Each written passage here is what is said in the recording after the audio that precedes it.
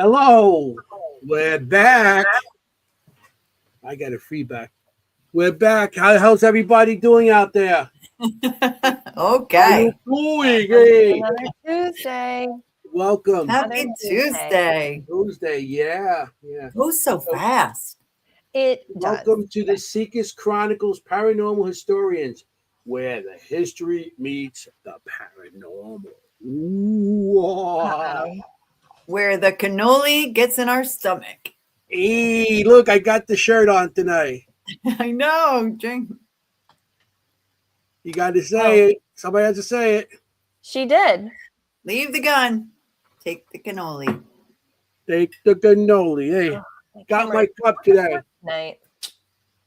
Very nice. I got my ghost boo cup. We're all set. You like my cup? We lost Kim. I don't know. Kim, Oh, you're being I'm here. We're all drinking tonight. I love it. yeah. So how's everybody?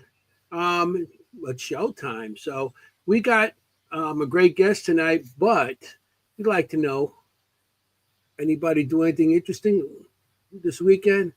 I didn't do any investigating, nothing. Like Jenny, she investigates everywhere. I mean, you give her, she walks down the street and she investigates something. Oh my I don't gosh. know. It's like I would like some input from the audience on this one. So I've only done this once before, but I was reviewing my digital recorders this weekend. I did like a ton of evidence review. And didn't I hit record and go to the supermarket and come home? What would you do? Would you listen or would you just erase it at my house? I would listen. You? Personally, I would listen. Okay. Then again, Kim, what about you? I get visitors all the time. I probably listen just because I'm curious. Yeah. But if I heard, right. But if like I heard stuff that was like, maybe a little sketchy, I'd probably I want to kill you in your sleep kind of stuff. Yeah. I would be like, okay, well, no, you're not. So that's that. You're not my grandpa. No, exactly. Well, yeah, I know. Okay, I just wanted some input on that one. I probably would listen. I definitely would listen. Because I was like, I've done it already, so Yeah, maybe.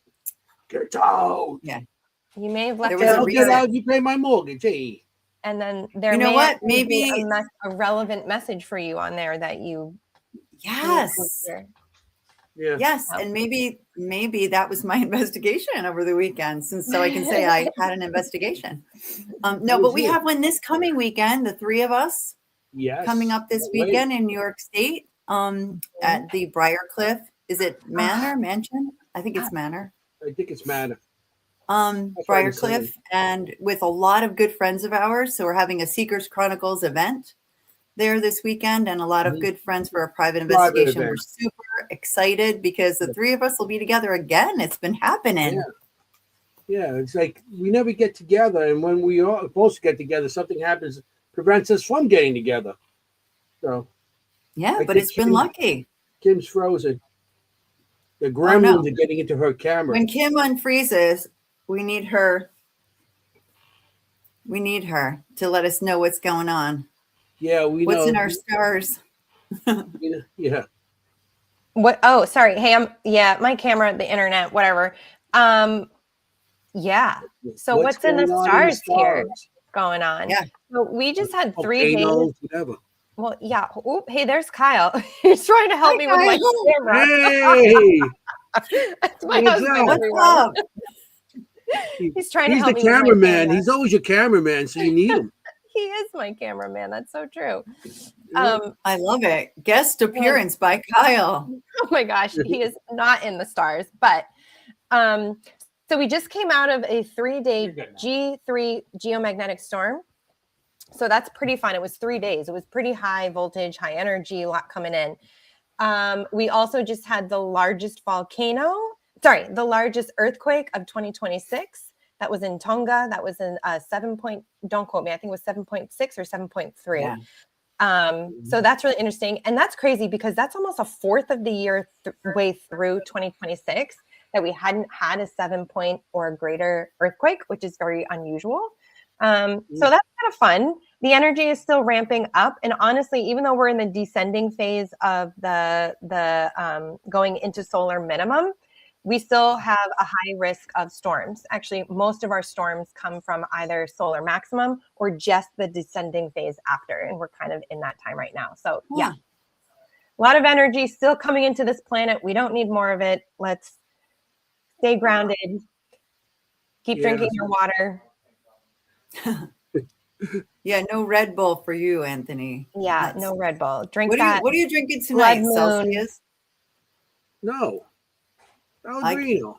Okay, because you seemed like you might be drinking the Celsius. No. You know? I did order it. I need that. I need something. You know what I have in my coffee cup? What? Hey, I got mushroom coffee. I've been drinking that.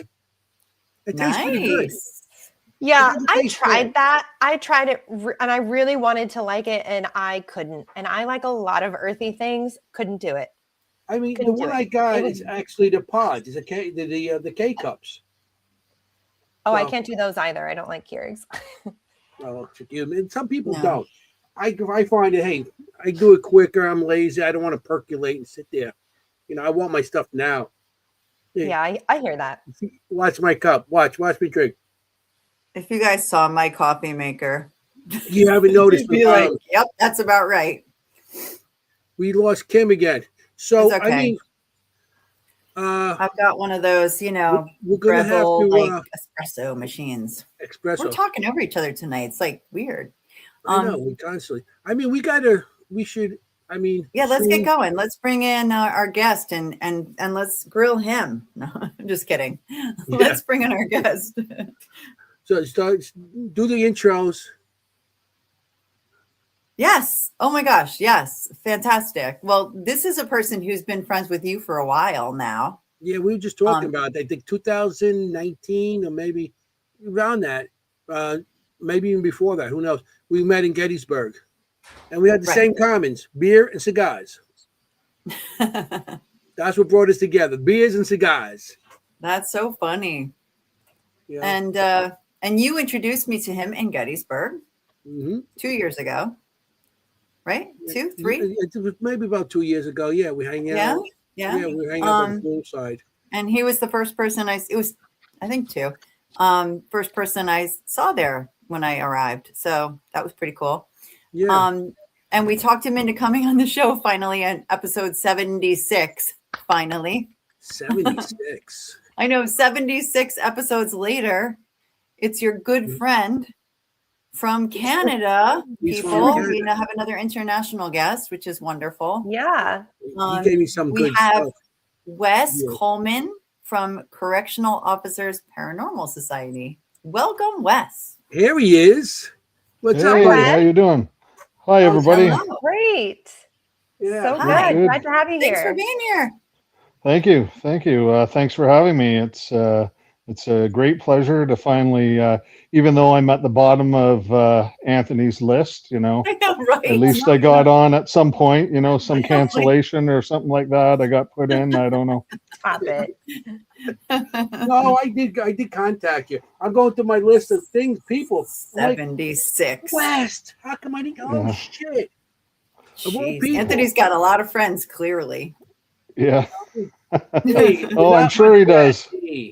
I can't name 76 people. He's like, let's see. Well, you know, Anthony is a very personable person. And you know, when we first met, I just thought this guy is the greatest ever. I think we talked about All in the Family. When I heard his accent, his Queen's accent there, I said, oh, you must have lived near where they filmed All in the Family, or at least where the house was, right? And yeah, and the house is in Glendale.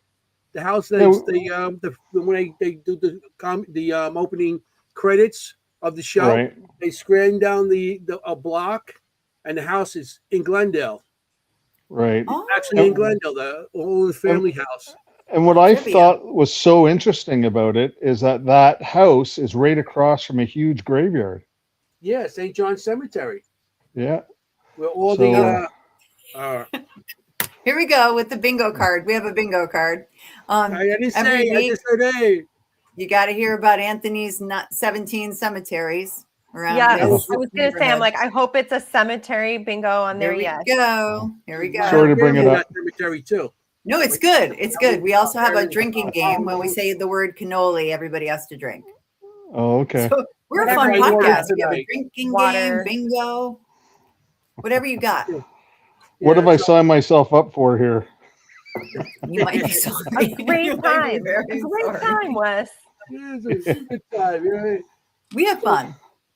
Wes, you know, how did you get into the paranormal? Did you, as a kid, go, have experiences or seen things, or as you got older, you started, Well, I've always kind of had an interest in it. I've never really, when I was younger, I never really had like any experiences until I was actually a teenager. But I read a book. I don't know what it's like. You can read.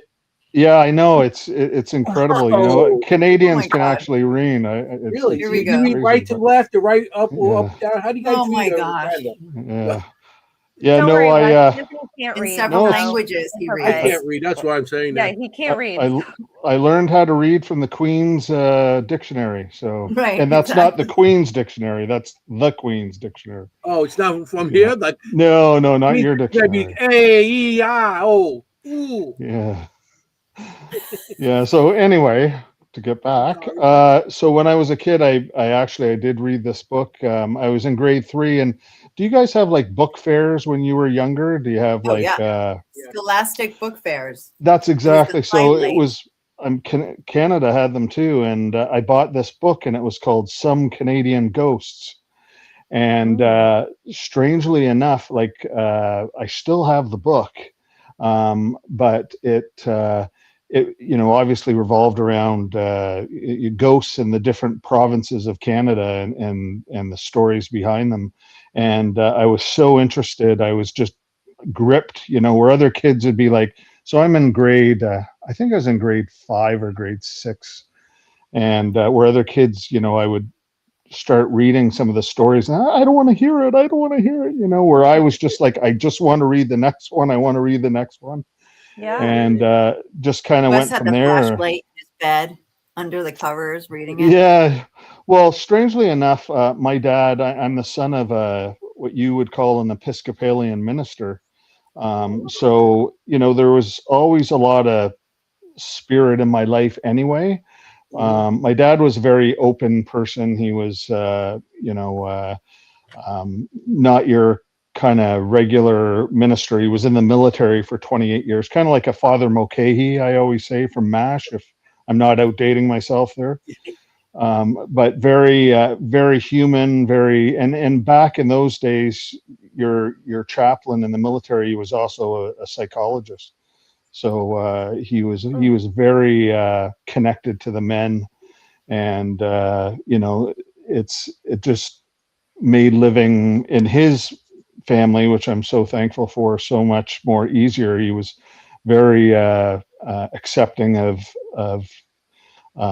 just about anything, except for obviously if you were, getting into demonology or having issues like that. But he was a great man, and anyway, he brought me up in a way where, my interest was piqued by the paranormal, because, a lot of people might not say this, but it kind of delves into religion as well, even though a lot of religious people don't appreciate that kind of investigation. But so it raised a lot of questions when I read the book, and he was kind of left it to me to decide what it was all about. And I never had any experiences until I was about 15 or 16 years old, and I was at a friend's house, and in typical Canadian style, we were playing road hockey. And I told my buddy that there was somebody up in his window, and I knew it, like it was in the afternoon after school. I knew his parents weren't home at that point. And he said, well, there shouldn't be anybody in the house right now. And as I, looked up again, there wasn't anybody there. So I expected maybe the person kind of went off into another room or something. So we all went in like, with our hair on end, thinking, there was somebody burglarizing the house, Oh my but gosh. there was nobody there. So that was kind of my first, it wasn't really that eventful of a paranormal experience, but it was enough that I thought, wow, that's really cool. Yeah. I mean, you probably went in there with your sticks ready to hit something, Yeah. You have all your equipment on and let's go get something. Ready to check somebody. Yeah. Yeah. Exactly. Yeah. You call it row hockey? We call it street hockey with the roller skates. Yeah. Right. Yeah, same kind of deal, I guess. Well, we didn't have roller skates back then. It was just, Just your old running shoes, and some guys didn't even have hockey sticks. They were, fabricated from other things. So we used to use sometimes the brooms. We used to use the broom. And that's when then everybody started getting a little started getting hockey sticks and stuff. And we used to use the metal skates. I used to with the squeezer that used to go around your sneaker. okay. No, I'm not. You're not familiar with that? No, not at all. Yeah. But, there is a game goes on the ice. bottom of your shoe, and it wraps around the front wraps around the front of your shoe, and the back you have a strap that goes around your ankle. so you wouldn't slide? Is that what it was for? Or? No, it's actually to hold it onto the bottom of your shoe. Oh, like a skate attached to your sneaker. Yeah. Oh, I see. Okay. Yeah, I've seen those Metal before. skates. Yeah. I think that was, now when you were a kid, this is like 1920s, right? So things were a little bit different back then. Well, it was before that. I mean, Nero was in charge, and we used to do at the Roman exactly. Colosseum and everything, and right. there was a lot of investigation at the Colosseum after one of those. Oh my God! Events. You said what have were I you done? 14, Wes? You said how old? I was like 15 or 16, I think. I think I was older than 14, but yeah, 15. So we're talking 1990s, Mm-hmm. Yeah, right, sure. Same with me. Like a Yeah. teenager, though. Okay. Yeah, exactly. All right. Yeah, So that's an age too, where you're not like, "Hey, I saw a ghost" to each other, right? Because you're like, yeah, it was kind of one of those things we kind of put underneath the carpet and like, don't tell anybody. right. Yeah. In the 90s, you weren't allowed. I mean, you talked about it and people frowned on you. So, yeah. I was kidding about the 90s, so it was actually the 80s. I was just trying to make myself younger. That's all. I totally get it. I think we're close in age, so that's why I said 90s 80s. too. Yeah, 90s. Not 80s. Yeah. I started in the 70s, so I can't even talk. So just to set the record straight, I was born in 67. So when I was 16, it was like 84 or 85, somewhere around there. You're my brother's age. I'm 68, so 1968. Oh, okay. We're very, very close. I'm yeah, 62. Much younger than I am. I'm an old man. Well, God, we're younger than Anthony. Everybody seems to be younger than me. I don't know. So I Kim's guess old enough to be my this daughter. is like going to be the running joke tonight. Wes, what happened after that? I got to hear the end of the story. What happened after that? What happened? After what? After you saw this, after you're 16, how did you stay in it? Like, okay. So, there wasn't really a, like a forward progression in the paranormal after that. It was just an experience I had. And I really didn't have my next one until I was married and I was on my honeymoon. And that was, I didn't get married until I was 33. So it was we had gone to this old mill, and they had converted it from an old mill into like a bed and breakfast. And we had this room up. Loving this setup. Yeah. Yeah. This is a great setup.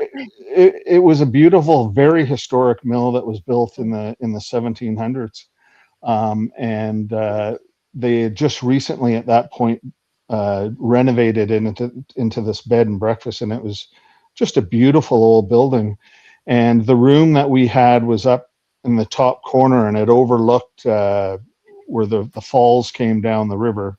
Oh, wow. And it was just, and the door or the window, it had a huge picture window in it, and it opened up, and you could, like, have the fresh air coming through. It was a beautiful room, and never really thought anything of it until later on in the night, like around 12 o'clock, we could hear these kids out in the hallway running up and down and turning on taps and turning them off, because you could hear, in the old buildings, you could hear the pipes when they, you turn them on or turn them Oh off. yeah. So we could hear that. Yeah. And they were like giggling and laughing, and I'm like, Oh my geez, like, we're God. just trying to get some sleep here, it's just ridiculous. It's our honeymoon. So, well, I'm not going down that road, but anyway, No. yeah. So what happened next was, there's a phone by the bed, obviously, and I phoned down to the front, and I said, listen, like, I don't know what's going on up here, but if the people next door to us have a family or what, but it never even occurred to me at that point that could be something, paranormal. No, you thought it was real. Right. Exactly. And so I phoned down to the front desk. I said, listen, like, this is just driving us crazy. Is there anything, can you come up and talk to them? And, and there was just a silence on the line. Like, there was the person at the other end didn't say anything. I said, hello, like, can you please do something? And then all of a sudden the voice went, somebody will be right up, and then hung up. And I'm like, okay, that's really strange. So yeah, a couple of minutes went by, and then everything went silent, and didn't hear another peep. And I phoned down to the front desk saying, like, I don't know, whatever you did, but thanks for, like, it's much quieter now. And they're like, we didn't even get up there yet. And I'm like, okay, well, like, I don't know, like, then my mind started going towards the haunted thing, right? And I said, well, I explained to them, like, that they were little kids, and they said, well, first of all, this place it's adults only, and it's a it's a place for where no children are allowed. And I said, well, I heard what I heard. We heard what we heard. And and my next question was, is this place haunted? And the woman at the other end of the line said, well, I can't really talk about that, but you can talk to the manager tomorrow morning. And I'm thinking, okay, well, I'm going to have a real restful night's sleep tonight, So, I mean, it was very innocent. No. It's not a no. Yeah, exactly. And this was long before, so the progression in my paranormal life is long before I became very sensitive towards environments. Like, I have this, and I'm not going to say it's a special ability. I think everybody has it, but I just have this ability to walk into an environment and feel if it's, a pleasant place or if it's a negative place, Mm-hmm. And I didn't, back then there was no, like, I wasn't really afraid. It was just a nuisance more than anything. Yeah. And so the next day I went in to talk to the manager, and I said, I don't know if you know, but I was in room number 7. Oh, I know the full story, she says. And I said, okay. I said, well, is this place haunted? And she's like, well, we don't really like to talk about that. And I said, well, I'm very curious, because this has happened to me. As I said, I hadn't really had much of an interest in the paranormal by that point in time, but I was still curious as to, what this was all about. And she says, well, I'll tell you the story, but I don't want you repeating this to anybody, because we don't want it affecting our business. And I said, okay, that's fair. And so needless to say, I did tell a few people. I didn't tell them where it was, but so anyway, she began to tell me the story of these 2 kids that when the mill was derelict and it was abandoned, 2 kids had broken into the place, and they were with their dog, and apparently they had fallen down one of the shafts that brought, I guess it was like an elevator shaft that brought the logs up to a certain level or something like that. Anyway, they both died, and the dog was the one that survived, and he was barking like crazy, and some passerby heard the dog barking, and then that's how the attention was drawn to them, that they had fallen and unfortunately passed away. So they get the ghosts of the two kids, running through the building, and I didn't hear the dog barking, but apparently you can hear the dog barking. And it was just, it was a crazy experience. And I look back on that, and that kind of started my real kind of venture into the paranormal. Yeah, of course. Yeah. And honestly, now as an investigator, that you couldn't really have made that setup any more for, paranormal encounters. You have an old location, recently renovated, recently now having people coming in and staying overnight, and running water right next door with like a waterfall next door. That is just a perfect combination. Oh, and there's one other thing too that adds to that, is that the whole area is built on limestone. There we go. You've got 1, 2, 3, 4, 5. Wow, that's probably a really, really strong haunted location. And wow, the kids, incredible. and those poor kids. Yeah. Thank you. Right. Yeah. It's, wow. There were probably so many other things that happen in the mill as well, like accidents and things like that. Like you have to assume. Not said and everything else. Since it was from the 1700s, labor laws. There was no labor laws, and a lot of things also back then were run by kids, because kids had small hands to work on certain machines and stuff like that. And they actually they used a lot of cheap Italian labor. So we work for a guinea. A guinea is money. It was money back then. A guinea was change. That's right. That's right. That's where it comes from. That's where it comes from. Yeah, they work for a guinea. Wes, have you been back to that location since? I haven't. That was the last time I was there. It just kind of went from there. It was around. So that happened in 2002. In 2008. So I was very interested over the course of the 6 years between 2002 and 2008. Always had an interest in it, but I never really took it seriously. And one of the shows I used to watch all the time after 2002 was called Most Haunted, and it was a British show. UK, Yvette Fielding, and the Screamer is what we call her. She would ruin so many. Yeah, the team was amazing. There were apparently, there's Derek Akora was there, who was the psychic medium, who was just brilliant.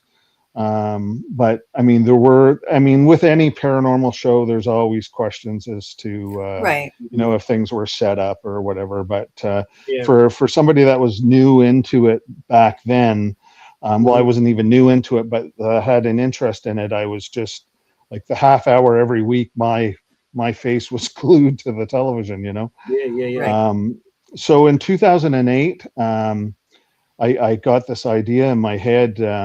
So I don't know if I introduced myself to the people watching, but I've been a correctional officer for 32 years.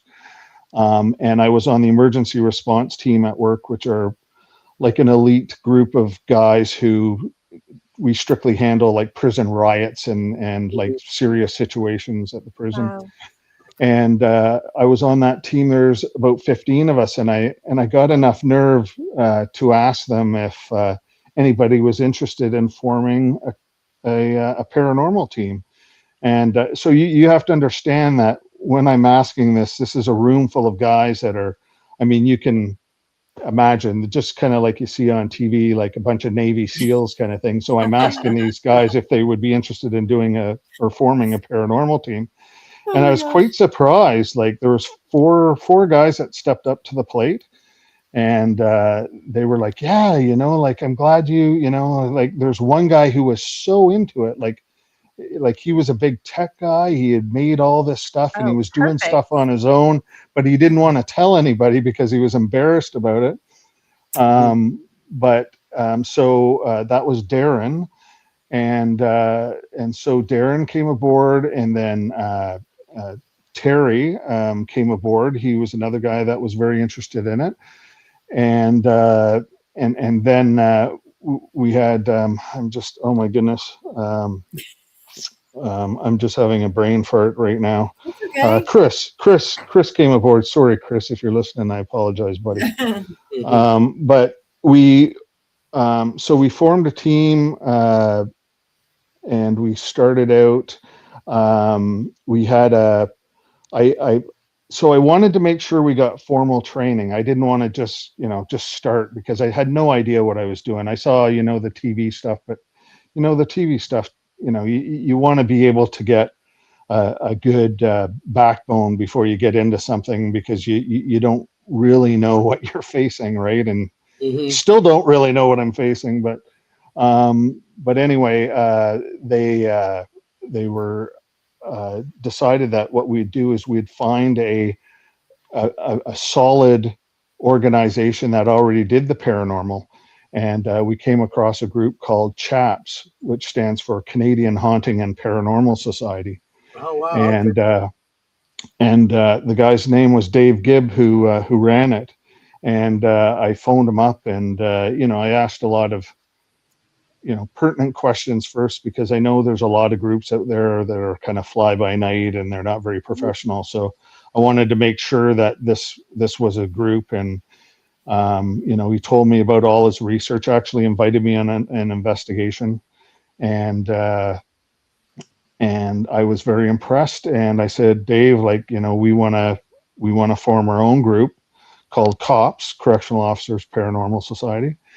And we were wondering if you might be able to kind of teach us, the ropes and how to do proper investigations, with proper empirical investigations, which I later found out there's so much more to it than just the science, and it's obviously a pseudoscience, but there's so much more to it than that I found out, because when I first started out, it was like, I want to get the evidence. I want to get the nitty grittiness. I don't want, I wasn't that much in favor of mediums and that sort of thing, because I wanted to prove it. I didn't want to, I wanted the facts, just the facts, ma'am. Right.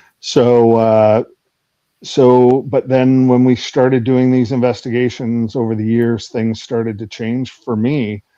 There were lots of things, that were happening that I couldn't measure, that I could only explain to people what was happening, but I had no proof of it. So even to this day, when I tell people the stories of all the different places I've been to, you can have all the equipment in the world, but as long as you're not in the paranormal to try to prove something to somebody, you can tell your stories, and then people can judge, whether they're true or not, or if they want to believe they can. It really doesn't matter to me. I don't get my backup. Some people get their backup and they're like, no, it was real. I know what I experienced. And it's like, no, it's not like that. This is what happened to me. And if you want to believe, that's great. If you don't, that's great too. It just kind of went from there. I mean, that's pretty much, we get into it like you and me and Jenny and Kim, and it's not like we're trying to prove or make anybody a believer. We just share what we know, or what we see, and what we experience. You want to believe it, you believe it. If you don't, but we know what we experienced. Exactly. And that's the word, experience. Like, it's for the experience. Yeah, and that's pretty much what it is that we all got experiences and all this stuff. People want to believe it. I mean, I was at Gettysburg, and there was a guy that's a critic. I'm not going to say the name, but Les, if you've been there, you know who I'm talking about. I know who he is, yeah. Yep. And my first time at Gettysburg, I was there, and I had my equipment all on the table, and I had pictures of things that I took, like shadows and stuff in windows, all that stuff. I had it on, the frames on the table and everything. And he comes over and starts videotaping everything. And I'm like, hey, how you doing? I knew who he was, and I knew what he was about. And I became friendly with him afterwards. So, and I told him, I said, listen, this is what I experienced. You do what you want. I'm not here to make you a believer. I'm not here to prove myself to you. I just know what I experienced. If you want to believe it, you believe it. I just, And then he started talking to me, and then we just started talking about, and we became friendly after that. But I mean, I knew he was a big skeptic, and I know he would have probably trashed it if I didn't become friendly with him. Who knows? But like I said, I'm not here to say, this is what I seen. You don't like it, too bad. But no. I'm not going to argue with you. I'm not here to argue with it. You believe it, you don't. Hey, this is what I experienced, and that's the way it is. Right. Exactly. Yeah, and honestly, as a medium myself, like, I mean, I like evidence. I do. I love it. I love it when it can corroborate what I'm experiencing, but I also love the history and the evidence to back up what I'm experiencing. Because I know what I'm experiencing, but when I can match that with a date in history, a name in history, an event in history, like that's just like, for me, is just, the cherry on top. That just blows my mind even to this day. Yeah.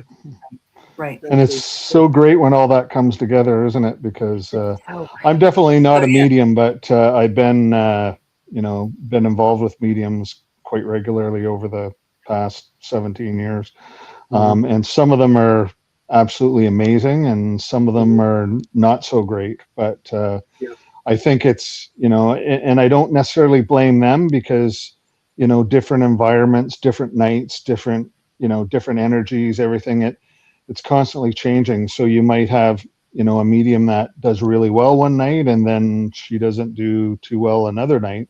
But it's not necessarily her. It's just the connection isn't there for her, So, but then there are the ones that are, pretend to be who they are, and they take money from people that, want to hear what they want to hear, right? And it's very sad. Yeah, but that's the spot. there are legitimate ones out there, and I'm sure you are. Yeah. Kimm is good. A lot of She's the the real people, deal. She is. She's unbelievable in some of the thank stuff she you comes all. up with. You are the real And deal. all Anthony's the that- eye candy of the I'm show. just the eye candy in the show. I draw everybody in because they want to look at my pretty face. He's the eye candy. Kim's the real deal. Type of thing. But I did want to back up. There were some questions from Mary Beth that I had for you, Yes, which yes, I I have it right here. completely am like dying. Everybody wants to know these this, I'm answers sure. as well. Let's Can get you it read out. these? Can you read these, Wes? No, I can't. Okay, Sorry, I I'll read them. apologize to the audience. Yeah, no problem. I'll read them. So Mary Beth has a few questions. We'll start with this one. Do you or any of the inmates see anything where you work? Well, I kind of mentioned that.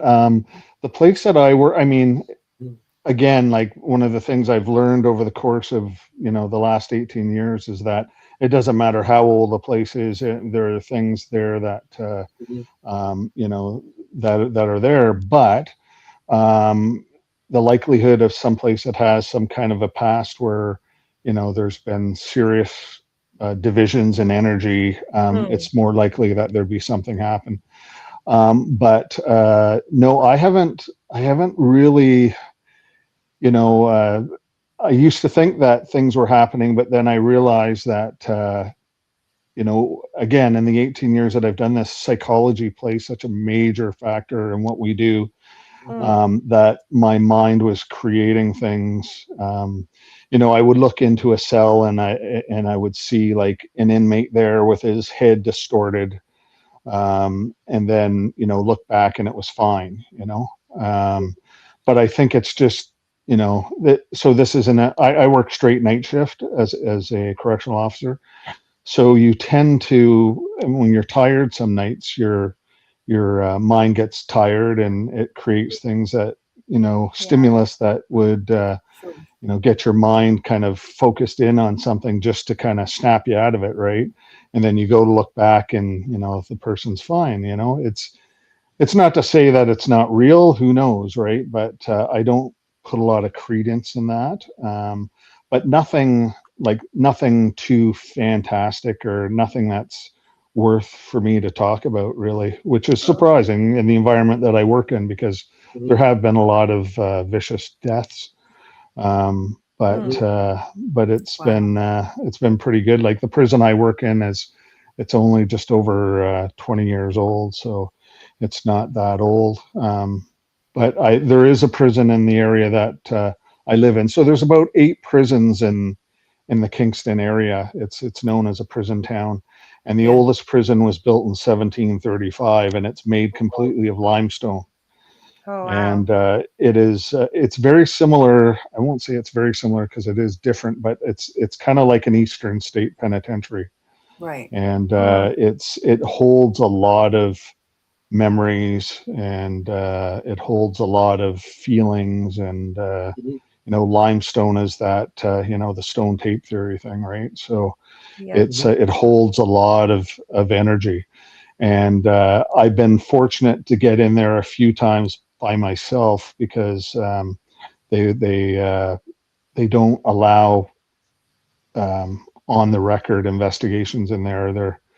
In Canada, they're very conservative with the way they do things, and they don't want that. They do tours of the place, regular tours. You can come up and do a tour of the place, but they don't allow for that. But I have a friend who has a key, so. Oh, always good to have a friend with a key. Yeah, but I can't publicize everything. You know what I'm saying? Gotcha. Got a guy with a guy that has a key. Guerrilla. Yeah. I call it guerrilla investigating. Yeah. It makes it sound kind of badass. Well, you shouldn't really do it, no. But I mean, I am, a correctional officer. I am an officer of the government. And I mean, if it was a kid or something like that, definitely do not recommend that. Exactly. Yeah. But I never recommended yes, he is not condoning this, people. I don't recommend trespassing because some of these buildings also, like the building you were in, that's fine. But trespassing, if they go into like some of these old buildings, you know the condition of those buildings. And like those kids in that mill that you were at, yeah. If the dog didn't bark, nobody would have found them. Mm-hmm. So that's why I don't recommend people trespassing into locations, because you don't know the condition of the building. You could fall, you could whatever. And you and your buddy could have animals, like a bat could fly into your hoodie, like something like that randomly. Minor danger. The Vampirilla. That happened to me. Wes, is Kingston this is Ontario? Yeah. Yes. So you're right on the water. You're right on That's right. Right on Lake Ontario, one of the Great Lakes. It's a very historic city. It's got a lot of, actually, Ghost Hunters was up here and did an episode in Kingston at there's an old War of 1812 fort called Fort Henry, and they did an investigation there, which I've investigated.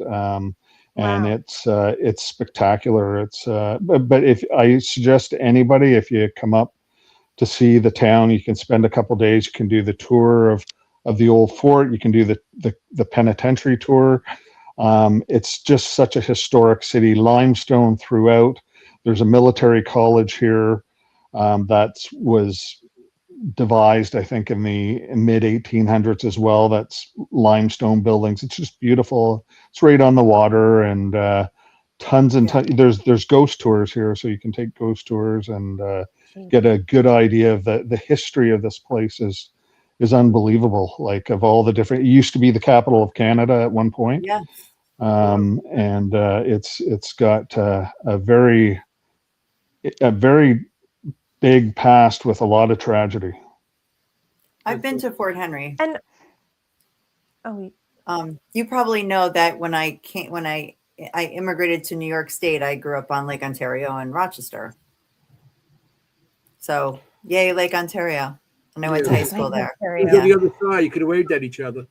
Yeah. Why is Wolf Island coming up? Is there a legend about Wolf Island or something? Why do I know about Wolf Island? Well, Wolf Island is it's an island directly across from Kingston, and the only thing that I can think of that you would pick up there is there was a man named General Wolfe, and he was that's why the island was named after him. And I believe he was a general in the War of 1812. And you to this day you can take the ferry across there. People that live there, it's a very agricultural island. There's like farms and wind. They put up a lot of those wind towers, you know, with the turbos, which I think are so ugly. And they're so loud, you know, like when you're on the island there, all you can hear is and it's just taken away from it. But they have the turbines, and so if you're getting any negative things, it's probably pissing him off that all that sound's going on. But there is a place there called the General Wolfe. It's a restaurant, and a lot of people go over and have dinner there. And I know that it's hard to get into. Like you have to make reservations in advance. But in the summertime, it's beautiful. It's right on the water. Nice. Yeah, it sounds nice. Canada sounds nice. I'd like to get up there one day. Yeah, for sure. And you can, in the wintertime, you can actually, in cold winters, you can walk across from the mainland, so cool. Which is like, it's a good 3 miles. Do that. So, beg your pardon? No, wow, I would do it. I said, I'm probably not going to do that. I don't know if I would do that on the ice. Well, probably. Yeah, well, a lot of people don't know this either, but ice hockey was actually invented in Kingston. Yes. And so right out. What I'm thinking. I'm like, why do I know Kingston? Yeah. Yeah, it's the Hockey Hall of Fame was in Kingston for many, many years, and then they moved it to Toronto. But it's you can still, I think they still have like a museum down there that you can go into and see some of the old pictures and that sort of thing. I mean, I don't know. I know they used to have an ice trade, and they used to, when the lakes used to freeze up, they used to cut the lake. They used to cut big chunks of ice and ship them, to wherever. I mean, I know that they used to come to New York and different places too, but they used to cut these big brick things of ice out of the water because they had a trade. It was ice guys that used to cut the thing out and then put them on these.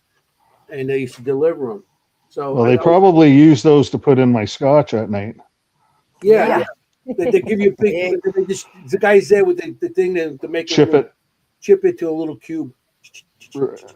Yeah. Wow. So how do you do that again?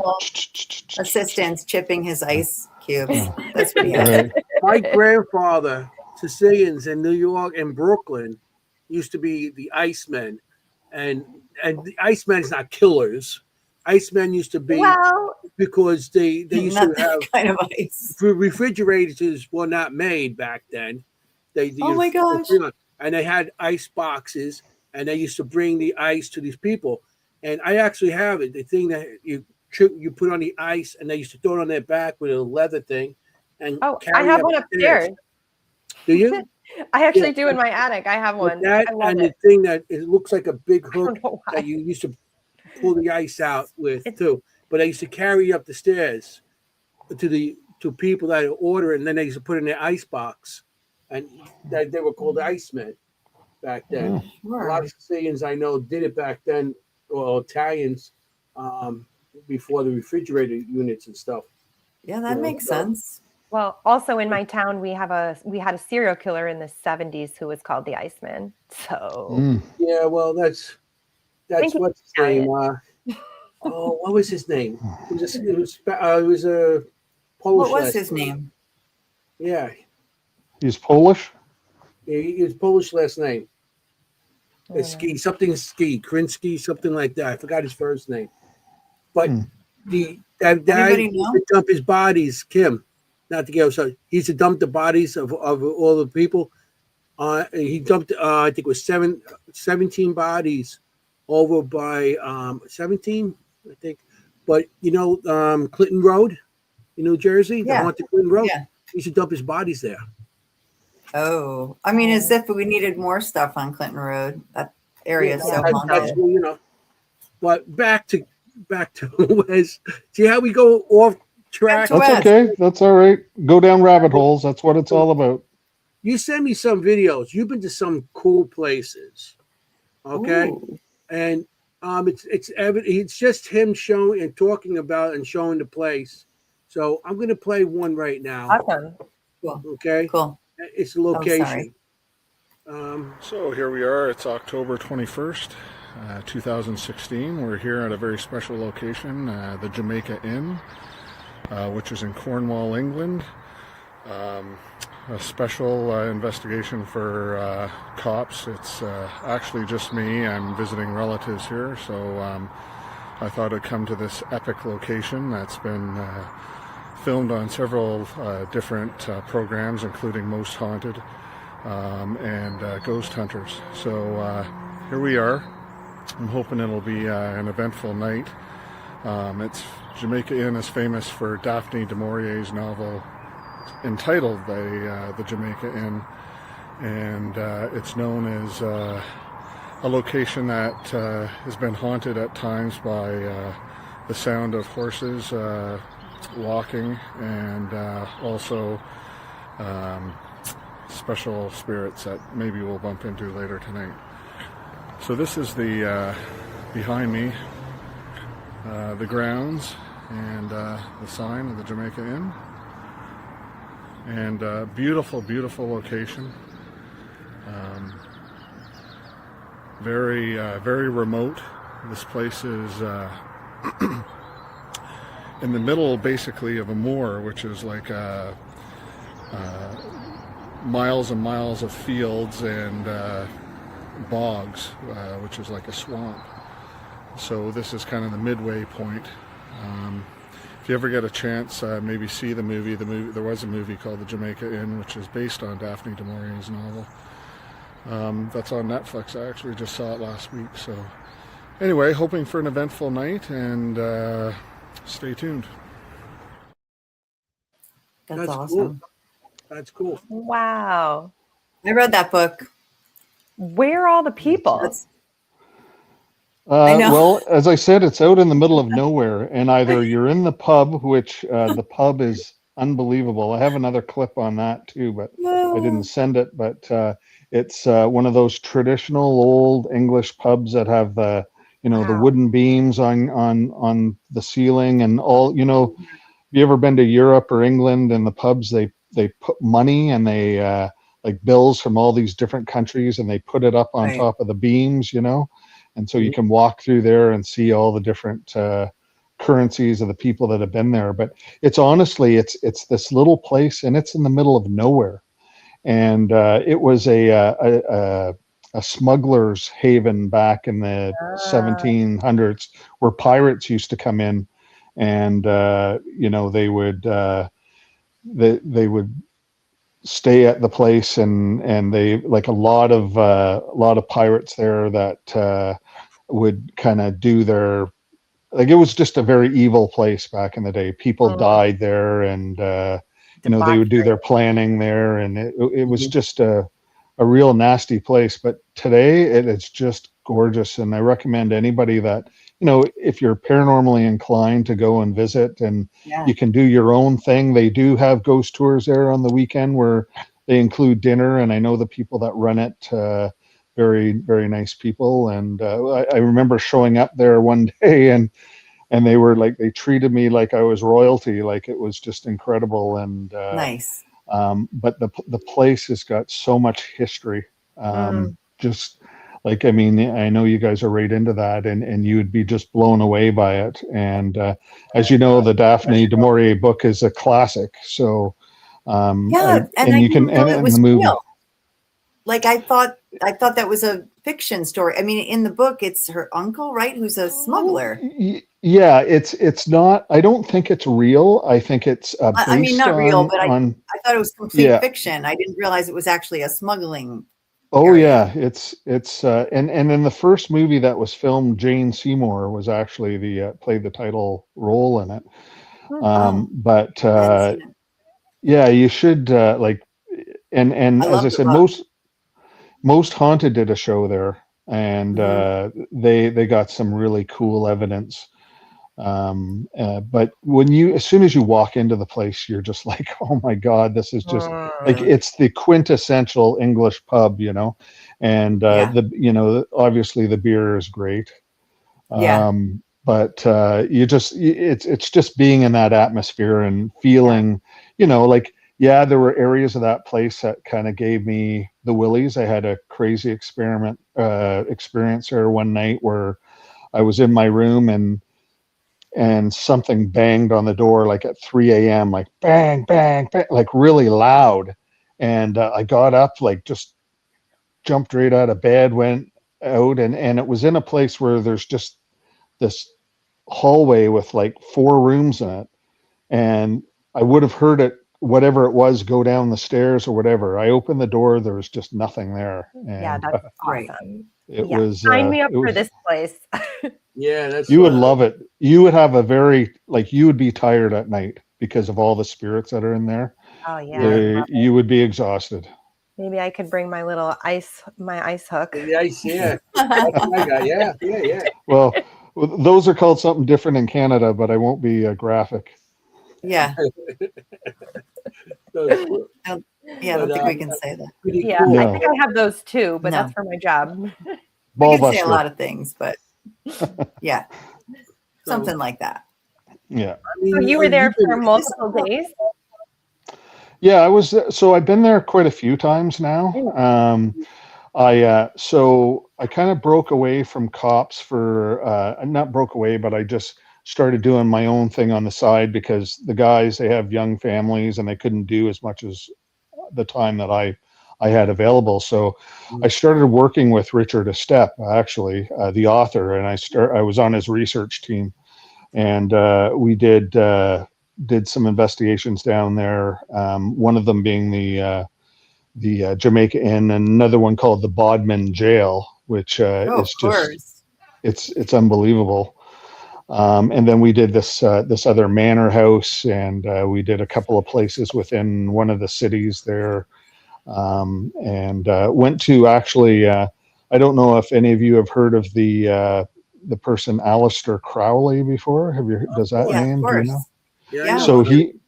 So he had a cottage down there. It's called the Cairn Cottage, and you can look it up. Really? I know it. It's I did an investigation there, and it was probably the most intense place I've ever done an investigation. Wow. I was very, very sick, very sick. Like I my went up, goodness. there's an attic part to the place where I went up to do an investigation, and there could be reasons for that. It's a different climate for me. I don't know what the heck was up in that attic. I mean, it could be something, bad or toxic. I don't know. Yeah. But I do know that the others were fine. It was just me that was having the problem. And we were with a very renowned medium, and she said that the floor in the cottage was like a whirlpool. And she says it was just like people their spirits were being sucked down this hole. And I think it was that, that circular motion that was making me ill, because I can't do, I can't even do rides, take my son to Disney or whatever, and I can't do the roller coasters because I get sick. Right. But so I think I was feeling that. And I left the cottage. It's right out in the middle of nowhere. Like you have to walk to it about a mile. And I went outside and I got a breath of fresh air. Just kind of relaxed for an hour and a half. Came back in, fine in the regular part of the house, the bottom floor. But once I went up, it was just like I hit this atmospheric level where I just like couldn't hold on to my cookies, so I had to come down, go outside, and I was retching. So wow. I should have sent you the video. I got a video of that too. But it's an amazing. No, not of me retching. No. I'm just kidding. I tried to make it as family friendly as possible. No, I'm kidding. No, but that would be an interesting one. Yeah. Yeah, that would be cool. I mean, that he was, with the satanic Bibles and everything like that. That's right. So, And so he supposedly summoned the devil in there, is what Yeah. Right. the story I mean, goes. So. Right. there's all kinds of stories about him with the satanic Yeah. Bible and all the rituals. And there's houses here in the United States too that they had with him, and every Yep. one of the houses that stayed in or was visiting, because he had a whole following of people too. They used to stay with them. So any location he's actually stayed in has some sort of activity in it to this day. Yeah. Because you don't know what kind of portals he opened up. Well, and I recommend to all the viewers who don't know who he is, look him up on Google, and he is probably one of the most historic, like bad men of history, really. Like if you sure. see some of the things that he did, his main house was Bonaventure House, which is up in Scotland, and actually Jimmy Morrison of the Doors owned it, and wasn't it Page? sorry. I thought Page bought it.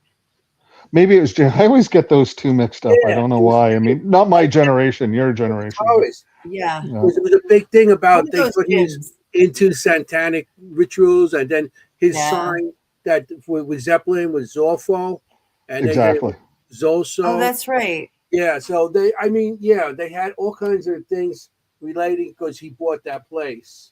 As a matter of fact, So I that- think they did an album in there. Yeah, and they did about 4 years ago. The place burnt to the ground, and nobody knew what happened. Wow. But they've since rebuilt it, Really? and you can actually go there. I have a paranormal acquaintance in England who's been there a couple of times, and he says it's just it's just as soon as you walk onto that property, it's just the stuff that you feel is crazy.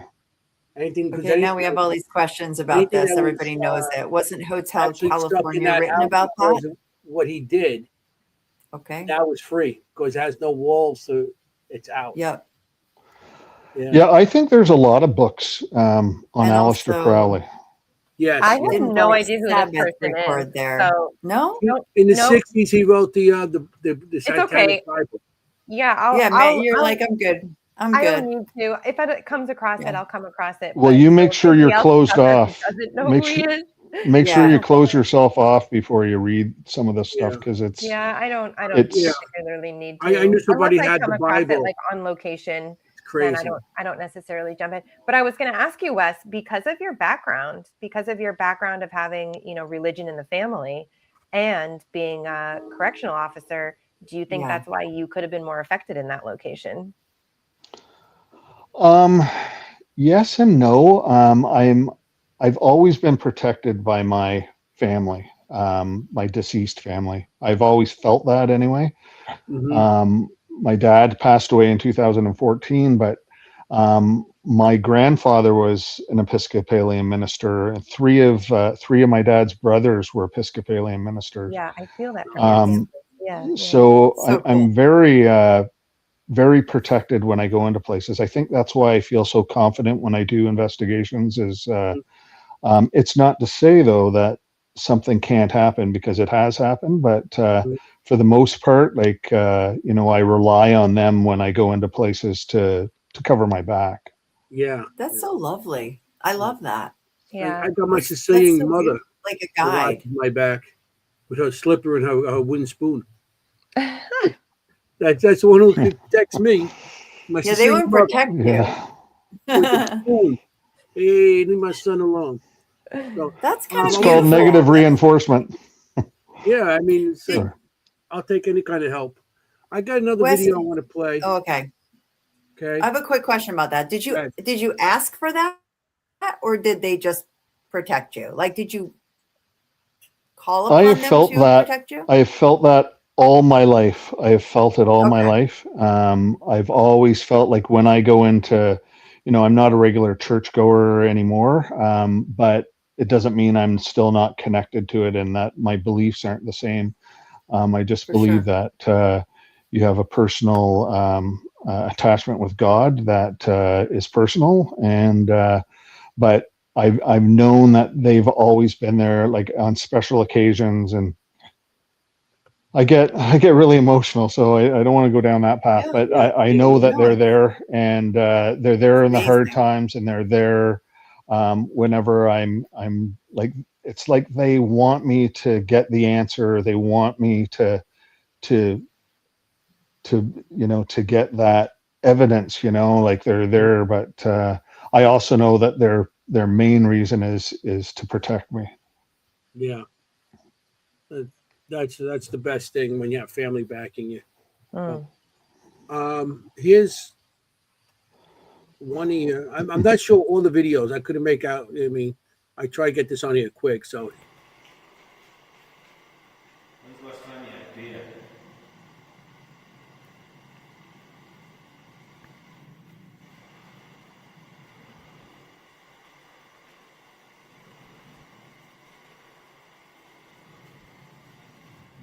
When's the last time you had cake? Decisions, huh? Thou shalt not covet thy neighbor's wife. Is somebody banging your girl when you're out in here?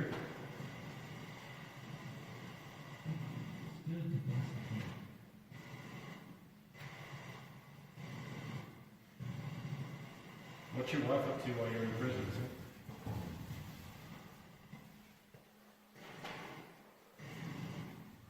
Wes, energy-wise, do you sense any changes?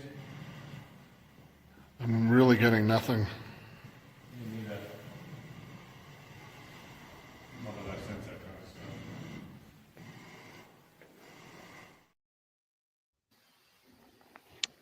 Yeah. So yeah, that was at Cripple Creek Jail in Colorado, which is about an hour and a half from the Stanley Hotel, maybe 2 hours. And it's in this remote mining town that it's like the Wild West, and it's up at I think it's around 8,000 feet above sea level. So when you're walking around, the air is so thin that you're exhausted. Like you only walk, like you're in really good physical shape, but yet you can't even walk like 3 or 4 blocks without huffing and puffing, right? So anyway, so it's a very interesting atmosphere. It's that place housed some of the notorious criminals in that area, as well as I'm just trying to think of the boxer's name. There's a very famous boxer from the 1930s that actually did time in there as well. And there's pictures of him. There's pictures all over the wall in there of all the different famous outlaws that were housed in there, and it's an interesting place. So that picture, that video had Darren in it, and unfortunately, Darren passed away about 4 years ago from a massive heart attack. He was only 51. So, Sorry. so he's one of our members that has since passed. And then the other gentleman was Richard Estep, the author, who actually wrote a book on that you can purchase. But anyway, the whole place is like it's a very cool, interesting place. There's a lot going on there, and again, the history.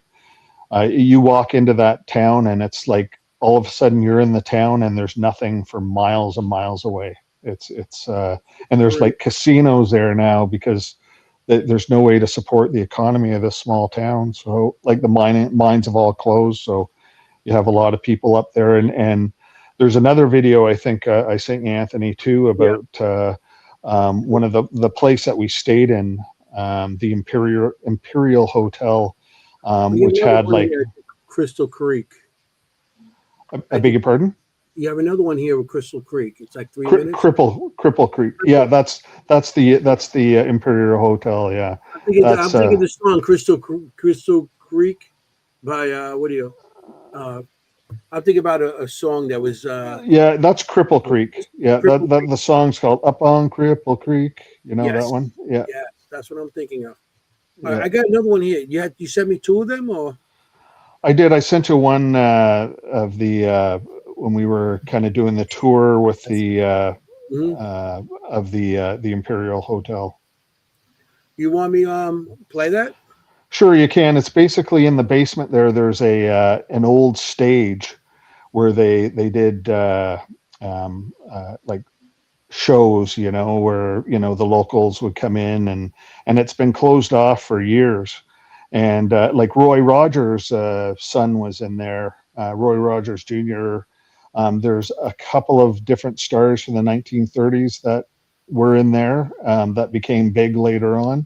Really? But it's been closed for a number of years, and we did a tour through, you know, everything's the same as where it was left. And you can go to the dressing rooms, and there's people's signatures, like famous people's signatures on the walls, and it's a very cool place. But yeah, you can play that if it's a Yeah, bit longer. It's 3 minutes. But It's 3 minutes this one, so if Turn up everybody, your volume too. yeah, Yeah. put your volume up. This is what what he actually does is give a tour of the basement there. I love So, it.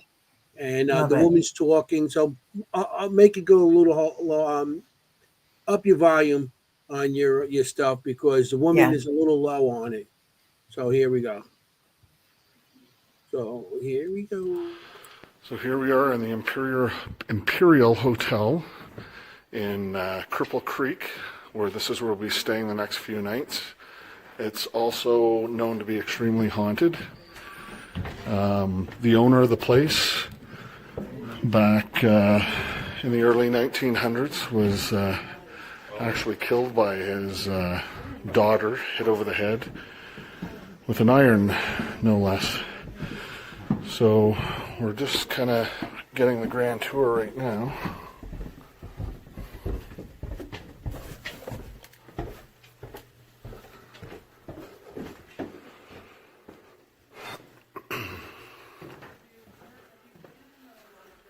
This is the old theater. It's packed away down in the basement here. If you take pictures with flash, that's when I get orb pictures. I have a bunch on stage, I have a bunch by the sound booth. I even have a green orb picture over here by this, and I'll show you where I think the coal chute was. Because like I said, this entrance here, those are the stairs that come down from the whole alley. the padlock ones? Or? I'll show you. So where you just parked was just Oh, right okay. out here. Oh, I see. Okay. Yeah, Yeah, so there's this a car is- there. Right. Okay. So right behind this wall, you can see like it's kind of boarded up back there, and I think that may be where like the chute actually went in. And then so, I'm gonna squeeze right here behind you, And this Move would have this. been the. and you'll need a flashlight.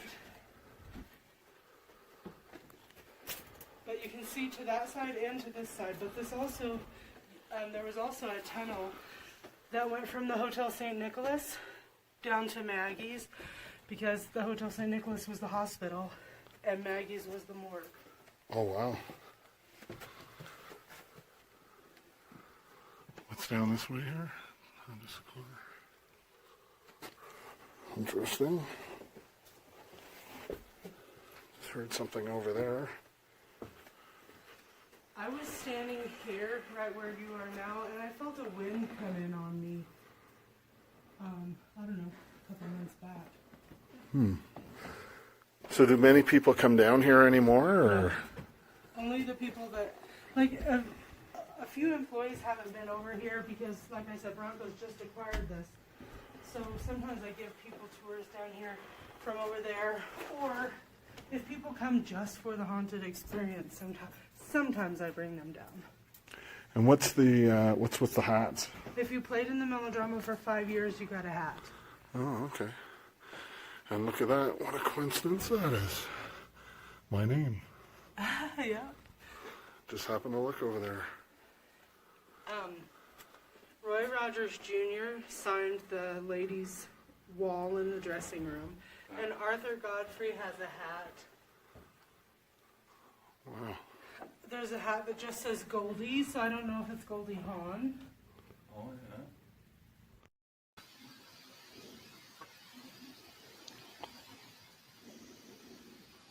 That's so funny that you just literally looked up and it said your name. I know. Yeah, Yeah, Out of cool. all of the hats there, that I love that. that The happens to me universe- all the time. Like it's Yeah, just that's crazy. great. Like I went into a place in England. I was in this old church, and they had like all these books of like attendance and stuff like that. Yeah. And I just opened it up like just randomly a page. Wesley Coleman was my on that God. page. Really? Like just mind blowing. Like just like, oh my God, like I'm showing the people that I'm with, like, this is nuts. Like, this is just nuts, you know? So I don't know. It's, these little so things happen to me throughout my paranormal Yeah. experiences. Wow. Yeah, they're little hellos from spirit. Just little hellos. Hellos. As Mary said, there's no coincidences. Yeah, I Yeah, agree. she's There's like, no no coincidences. coincidence. That's wild. That's pretty So cool. as you were in that like back room area, was there stairs going down further?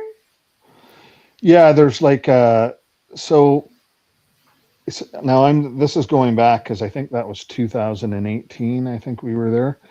But there's like a little, like a cellar down below where I like it looked like, I didn't put it on camera or anything, but I think it was like a wet room, you know, like if it Right. flooded or whatever, there was like a sump pump and that down there. Oh. But what I found that was interesting was the tunnel that we kind of showed there that went to, you know, to the hospital and the morgue, you know, like I thought that was kind of strange for that because I mean it's a hotel, right? So why would they have Yeah. something going directly to the hospital, right?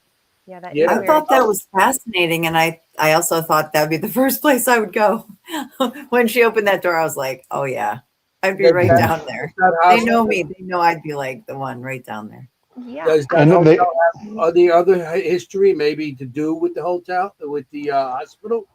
I mean, maybe Um, something they had it's quite- TB patients or it's- something or whatever. it's quite possible, and nobody seemed to have the answers to that. But you know, in the Stanley Hotel, there's also a secret. Well, I don't know if it's secret or not anymore, but there's a place that you can go to that's a tunnel that goes underneath, that apparently the servants used to go, and it's very active as well. But a lot of people have not been even in that area, but it's really cool. I mean, I know areas that have a lot of snow and really bad winters do have tunnels that go underground from building to building, especially if you have servants on location and they have their own building. And so they want their servants to get to the main building. So they would have a tunnel going from where their location is to the main building, and the tunnel used to go underneath. I know Buffalo even has tunnels Right. for location. Montreal has it. So- Yeah. Well, that makes complete sense. And I don't know if you have the other video there of when we were at the Stanley. Yes, I do. Like That's really cool, because pretty brilliant it- for us. that was the first night we were there in October, and that was the first night they got their heavy snowfall of the season. So it was Oh, very nice. similar to The Shining, right? Like even though The Shining Yes, wasn't about that hotel, The Shining was about another place that was in California. But Right. that's where Stephen King got the idea of writing The Shining when he was staying there. Right. Yeah, well, they filmed it at the Stanley Hotel, The Shining. That was actually filmed. No, they filmed that at the Overlook Hotel in California, actually. But Really? yeah. Okay, because I know it was called the Overlook in the show. Okay, unless they did the TV show, you know, I think they might have done the TV show at the Stanley, but the actual movie, you know, with Jack Nicholson was filmed at the Overlook, which you can stay at too. I haven't been there yet. It's one of the places I've wanted to go to, but it's in California, like near I think it's near, like, between Sacramento and Reno. Oh, really? Okay, so it's on the borderline of Beautiful. California and Nevada. Nevada. Yeah. Yeah. Yeah, when you were filming in that area, I don't know if there's history of people being buried in the area or on the property, but that something about that was coming up there. I don't know if that means anything to you. But we could also have a bingo card for the Stanley Hotel because this seems to Yeah. happen a lot too. I say this, I feel like I say this every episode. I've been to Estes Park West. Right. Into that And area. you didn't go there. And I didn't go there. I actually went Wow. there for a rodeo, and I didn't even know I was Bingo card. in the same town. But now I know I'll never go back there. I mean, it's really up in the mountains. It's in the middle. It's beautiful. Yeah. It's like, You know, it's funny because I can picture you wearing a cowboy hat. So yeah, Yeah. yes, I have cowboy hats. I don't know Cowboy where hats, a you chap. She goes to And she Yeah. works I with have horses. That's what she does. She's You a got veterinarian. She works with horses. yeah. Okay. Yeah, So- so That makes sense So then. you're right. Missed opportunity. I can't believe I Right. didn't go there. you got the Imperial Hotel. You want me to play that, Chris? Oh. No, we done that. Just do the video of the Stanley when it's snowing Yeah. there. Do the Okay. Stanley. Here Oh, we this go. is so cool. This is a short one. Well, here we are at the Stanley Hotel. And it's about 1 o'clock in the morning right now. And the boys walking ahead of us, Darren and Chris. Just happens to be the night that the first significant snowfall is, which is kind of just like the movie The Shining, right? Beautiful place. Great evening. That's incredible. Really nice. And did you stay there and have activity in your room? Like I saw it in Ghost Hunters, they went there, right? And then the door open or something like that in his room. Yeah, it was I think the ironing board came out of the closet or Oh, something that's like right. that. But, Yeah. That's something to do with a closet door or something like that. but, I just seen Jack Nicholson frozen in the bush over there. yeah, right, eh? Yeah. Yeah, There no, was a it was bartender, but no one else saw him but Wes. yeah, exactly. Yeah. No, it was Free scotch. He'll take it from anybody. Experience. He doesn't care. I know. I yeah, would. exactly. It was what I found in my bathtub that kind of messed me up. Oh my God. What did you find? Well, did you see the original movie with the woman in the bathtub there? Yes. Well, you're not really Oh, yeah. So good. a haunted room. That's the room, isn't it? Yeah, 207, I think it was. Yeah, something like that. Yeah. Matter of fact, So, I got I forgot I went to one of those horror shows and I played something and I won the key. It says 207 Overlook Oh, nice. Hotel and there's a Okay. key on it for it's like, oh, I won the key for 207. That's pretty cool. But that's one place is I think I know it's on all our bucket list. The Stanley Hotel. right. One, So room See the twins 207. any blood coming out of the stuff, and then the little evil twins. Did you ride your big wheel in there too? Yeah, no. I don't fit in those anymore, unfortunately. With I the don't think twins. Anthony But, does either. The twins and the blood coming out of the Oh my Elevator. God. it was like, hey, the full experience. Yeah, no, it didn't I quite know. go that bad. Thank goodness. Yeah, so did you get anything And there? no or, red rum. No, No. red rum. No. It was actually a So very what quiet night. Was it? Oh, really? Yeah, we didn't really get a lot of things happening. So back then, I don't know what it's like now. So that was, as I said, 2018. The owners of the place, I don't know if they're the same owners now, but they had just taken over the place and they were really ramping down the whole paranormal thing. They didn't want people using equipment in there anymore. And so I was kind of, we had the tour by Richard, and Richard's like, yeah, we have to kind of respect, their Yeah. wishes kind of thing. And, but I was kind of, doing it on the side kind of thing, just doing, one of the things I always do is I always keep my recorder running. So Yeah. if I He's pick like, anything up, getting something in and, my pocket. On. Play. yeah, exactly. Record. And some of the conversations you can pick up are pretty pretty crazy. Oh, yeah. But then Totally. it's hard to have context, right? When you're doing a proper investigation, you always say every now and again, okay, I'm entering the such and such room, or I'm going Right. here now, and this is the time, or where, when I'm just carrying it around, obviously I can't do that. So I don't know if Right. it's a door opening, or, if it's something I hear with my naked ear, I'll say, I'll go like check or something like that. I'll have Yeah. like a code You have word or a code whatever to word? check it. Oh, I love that. But, You should get those yeah. glasses, like the Meta I was glasses, just and gonna say record. that. Yeah, I was Yeah. just gonna bring that up. Yeah, for You sure. know? Yeah, Turn I it don't, what do you on. mean? I've never heard tell of those. They're What are they? glasses. They're just you can buy glasses now that record like a camera. Oh, yes, I have seen those. Yeah, I was thinking the privacy issue on those. Yeah, I don't like filming people that don't know they're being filmed. I'm very Totally cautious agree. about that. So, Yeah. Yeah.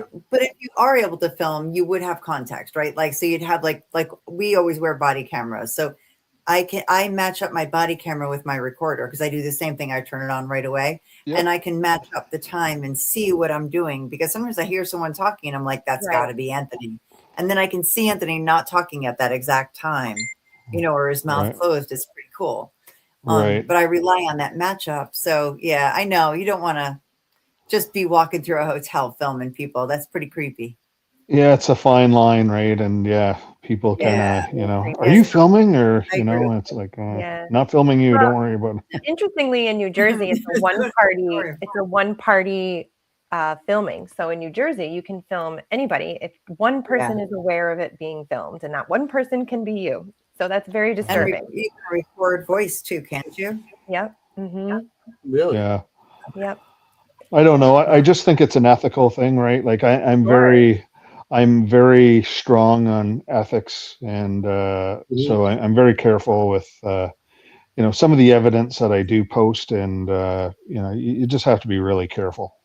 Yeah. Yeah. Yeah, of I mean, course. I know I had events back in the past, and we videotape it, and we did give out permission slips, and and also you put, before they come in, that they pay to come in, you have a Right. sign. This is going to be videotaped for what purpose, and you have a whole thing there. If you have those things in place, that legally binds you. If you know there's a sign there saying you're going to be videotaped, and you walk in anyway, I mean, the sign is there. So Right. Oh, like a release. You sign a yeah, release. Like we used to do you that could at the be. Ritz But Theater. if you say you go into a location that's going to be videotaped, you put Yeah, signs up all over the place. You don't even need a signature that way. right. I've seen Just all those. over. Yeah, because Yeah. when I did show, I did. My cousin has a production company, and they used to do commercials and all kinds of stuff with the media. And I used to do the key grip on that, and so I used to work with them, and they had those signs all over. And I asked them why you had those signs, and that was the reason. Legally, you're not, if you're walking into a location, Sure. you know it's going to be videotaped. It's well lit. It's legally bond. You can do it. And if you're in there and you get videotaped and you don't want to, there's a sign saying, if you come in here, you're going to be videotaped. So, Right. yeah. I mean, it could be a privacy issue and all that stuff too. Hey, But if you're investigating, though, it's pretty cool. Like we were at the convent tattoo shop, Kim and me, and one of our friends was investigating with them, and but the only thing is, like, she's constantly saying, turn it on or whatever, like, hey, Meta, film, stop filming. Like, it's just like this constant, talking to nobody and talking to, I guess we're used to that, but talking to your glasses. We are used to that. you have Yeah. pictures of you and a couple guys, and then you and a Oh, team. cool. We're going to show those. You and a couple of guys. You and a You got a couple guy? guys. Anthony's A got a guy that guy. knows a guy. That's who he's with. He's He with knows a a guy that guy. knows a He's guy. got a guy. Yeah. He is the guy. Look. Oh, there it that's is. beautiful. Wow. Yeah. I think I could see it from the hillside. I think I saw it. It's on the hillside, right, Wes? Like it goes down into the bowl. That's right. Yeah, I saw it from a distance. Okay, I saw it from a distance, guys. That's the How place. long ago would that have been? How long? Like, Well, it's funny that you say that, Wes. I think I was there in 2018, and it would have been, I think it was October of 2018. we're She was probably there waving to. too. Yeah, that's crazy. It's like, That's there are these guys up on the hill up there. yeah, strange. And they're staring at me for whatever reason because I'm wearing chaps and I'm walking around with a cowboy hat. Yeah, in the middle of October. Yeah. Wow, That's a I great did. photo. That's so cool. What a beautiful day. Yeah. Yeah. We were very fortunate. Well, other than, the perfect snowstorm, I thought anyway, it was Oh, it's coming awesome. down and what a mood setter, Mm. Oh yeah, Mhm. for sure. If anybody Even if doesn't nothing know, happens, that's you the have that Stanley. setting. That's the Stanley. The Stanley, Not the Shanley. That's the Stanley, Stanley. Anthony. Hotel Sorry. in Colorado. Yeah. That's that inspired the book the Shining with Yeah, what's his Stephen name? King. Stephen King. yeah. So Yeah. that's But he, so good. as I say, he got the idea there. So he stayed in room 207 and with his wife. And his child was there too. It's quite a big room. And he, they arrived late at night and he wanted to try to get something to eat and he looked everywhere. He couldn't find it. So during this process, he was, walking through the hotel and it was the last night of the season before they closed the hotel for the winter. And so everything was closed down. And anyway, he just, I guess he took everything in. He had some sort of a spiritual encounter. I can't remember exactly what it was, but he came back to his room, and it was at that point that he thought, I'm going to write a book about this, about this place. And, a guy being stuck up here in the winter, a writer, of course, he always writes about writers. Right, of course. And it was just so when the snow started falling, I'm like, this is just great. Like it just felt so like, this was meant to be. We were meant to be there at the right time and first snow of the season, and it was great. Yeah. Look, you didn't get stuck up there. The old guy would have to come up with the tractor. Yeah, it crossed my mind. Somebody that had The Shining, right? Like Yeah, the Shining. but, Wes is stuck. Let's go get him. I'm coming, Wes. I'm coming. I'd end up in the maze there, frozen probably. Yeah. Oh gosh. Yeah, I'm going to be the next Jack Nicholson in the movie. Okay. Yeah, there you go. Oh no. We're gonna find Wes's typewriter with all work and no play makes Wes a dull boy. Yeah, exactly. Yeah, no. That's So- that was terrifying. Yeah, such a great book and film. But I know what you're saying. Like it's all about the atmosphere. Yeah. But the one That's thing so cool. I was looking for pictures of that Darren had, and as I said, unfortunately, Darren passed away, and a lot of his stuff went missing. A lot of my equipment went missing. People stole it, I think. But anyway, long story short, I did an investigation of the Queen Mary too, and it was like that was my favorite investigation. That was the first and only time I really encountered something visible that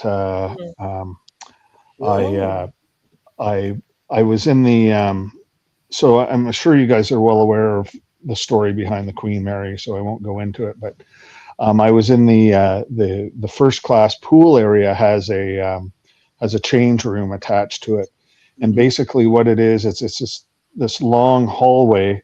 And on either side of the hallway are stalls, like the change or whatever. There's no toilet. It's just a stall and a door, so you can just kind of change or do whatever you. Right.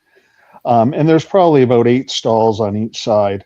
So I went into one of the stalls and I closed the door, and it was actually I was doing a tour at the time. It was at the beginning of the night. It was like just to get yourself acquainted with the ship and that sort of thing. And I kind of veered off the tour and I caught up with them after, but I went into this, I just got this vibe about the change room. And I went and I sat on the floor about 3 stalls down, And I sat up against the wall, and of course I closed the door, and I could see underneath the stall, like I could see like it was kind of Right. like that kind of thing, right? And it was dark. It was completely dark. And the next thing I knew, this was after about 5 minutes of absolute quiet, this light came out of the floor, and it was Wow. it was like at the beginning of the hallway, and I couldn't see what it was. All I saw was the light being emitted from it, and all of a sudden it started going down the hallway in front of me, and all I could, it wasn't human. It was like the closest thing I can say is it was like a spider that was lit up, and it crawled down the hallway, and my back is against the wall, and I am frigging crapping my pants. Like I'm Yeah. like, I have no idea what the heck this thing is. I've never seen anything like it in all the years that I've done. I've done like the paranormal. Obviously, I don't have my Yes. friggin' camera or anything like that on, Of course so not. it's just a story. But it started walking down the hall. It went right by the front of the stall that I was in, and I'm thinking, God, do not make a right-hand turn. Yeah. Just keep going. And the thing just kept going down the hall, and then there was one of those doors at the end of the hall that was like a what is it, like a, not like a sliding door, what are they called, the ones where you just push open, one of those kind of doors, and I could see the door open, like just a crack, and the light getting really bright. I think it was getting really bright, at least in my mind. I think it was getting really bright because it was like reflecting off so many surfaces at that point. Yeah, And then the door opened, and this thing went through, and then it disappeared. And I honestly to God, like I couldn't move. Like I was like, You're frozen. You're just like, what did I just see? What is that? Wow. well, I thought like it was sleep paralysis or something. Like, had I fallen asleep?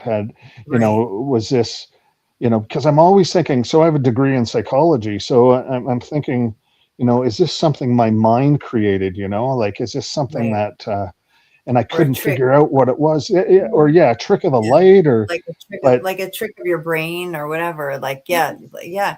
But what, did it actually have 8 legs like a spider? I couldn't really tell, but it moved like a spider. Okay. And I couldn't make out the actual. So it could have been on all fours kind of thing, like maybe with the back up, maybe. I don't know. Didn't look human to you, you said. I did listen. You said no, it was too small. It was only about maybe 4 inches off the ground, and it, scurried across the floor like it was some sort of so scary. And it was lit up. That's terrifying. Yeah, it was like generating some sort of light. I don't know where the light would have come from, or but I'll never. That's one of the things that. Thank you, Mary Beth. I was thinking the exact same thing. A water elemental. Yeah, interesting. Mm-hmm. Oh, haunted. Well, octopus. you're right on this. We have some. You're right on a ship, so. Yeah. Because it's funny you say that. Some people report seeing those. What is that? There's a movie about this, and don't feel like this movie is correct, but people see those lights in the ocean, like these little lights in the ocean.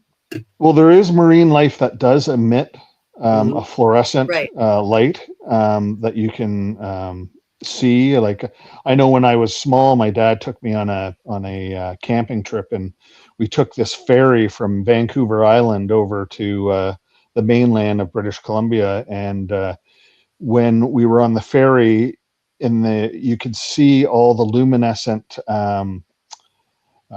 like seaweed and that was behind the boat when it was going, like when the ferry was moving, you could see all the light coming up in the water. And so it could there is a legitimate being or marine life that actually does emit fluorescence. I think there's even an eel, but we have a good point here. Wouldn't be in a ship though? Yeah. Well, that's it. Could be. I mean, if it's just an energy, why it was not? in a pool area. There's water. Like a ghost. Maybe the water was in water at that time, but it was in a pool area. So. Well, Anthony, it's really interesting that you. those lights come out of the ocean. People report these light balls coming Or out like of a the ocean. UFO kind of thing. They Yeah. always say it's a UFO. But we So don't it's know. really. We don't know what they are. No. Yeah. So I just wanted to mention, Anthony, when you said like you're bang on when you said about the pool. The pool was just, probably about 50 feet away from me through a door. But it had no water in it, like it was old, right? And that being said, I never saw this, but the big thing is with the stories reported about that pool is footsteps that Yes. go from the pool that are wet, and there's no water in the pool, but people have seen these footsteps that are wet coming from the pool, as well as the little girl who's on top of the slide. There's been pictures of her. And So- people I know had EVPs of a little girl talking and Yep. in that area. So there's a lot of people documented a lot of evidence through the years from physically seeing her or just the pictures and audio. Some even have like shadow on a video of the size of a little girl. So yeah, that area is supposed to be haunted by some young girl. That's right. Yeah. Wes, how fast was it? Well, do you want to know the? Yes, It was a exactly. crawl. It was a crawl, but it didn't maintain the same speed. Like it would go down like Like a spider. yeah. So like when it went by the place where I was sitting, it kind of momentarily kind of stopped there, and that's when I thought, does this thing detect me, or is there, is it going to come for me or whatever? And then it just kept going, and then but then it, I couldn't see far enough to see if it stopped anywhere along that path, but So it wasn't just like that. It was like yeah, it was like a, like more like a spider or some sort of arachnid would I was just Would wondering walk, if you know? it was looking. Crawl, Maybe it was looking for something. Yeah, I mean, it's possible. Like stopping to look. see, something that small would run a little bit. If to make that whole distance across that where he was, it would run a little bit, stop, and then run again because it's tiny. He said it was like 4 inches off the ground. Yeah. I mean, for us, it's like you could just walk across because our legs are big, but whatever that was. But that's interesting. All I could think about was forever. get the hell out of here. Like just move. Yeah. Like I'm not, I couldn't. No. Yeah. So Yeah. I thought at that point, it was at that point in my, if you want to call it paranormal career, it was at that point where I decided, do I want to continue on this road or do I want to just throw in the towel, but Wow. I was, Really? yeah. I would get more like, into it because I would want to find out some more information on but that. still, that's scary. Yeah. Because that's the first Well, time I as heard I've illuminated like said that. before, there's more than just spirits out there. There's all kinds of energy beings that are out Queen there. Mary, with the Queen All Mary, kinds. remember it was torpedoed, and that was actually moving soldiers back and forth at one time because it was made for a luxury ship, but it was so big that they actually could put troops on it. And they actually used it to transport troops over. That's right. So it was torpedoed, but it didn't sink. It wasn't, Oh, I just had the worst thought. Like it's a hand, like a severed hand, like going across. Sorry. That's, what, now that you say it, I think of Cousin It, like it was kind of like that but kind of was thing, it right? like that? Like that size, right? Like, I mean, just a that little size. You mean it could be like a spider, right? Like walking across. But there was no arm attached to it or anything. Right, It was, just a hand.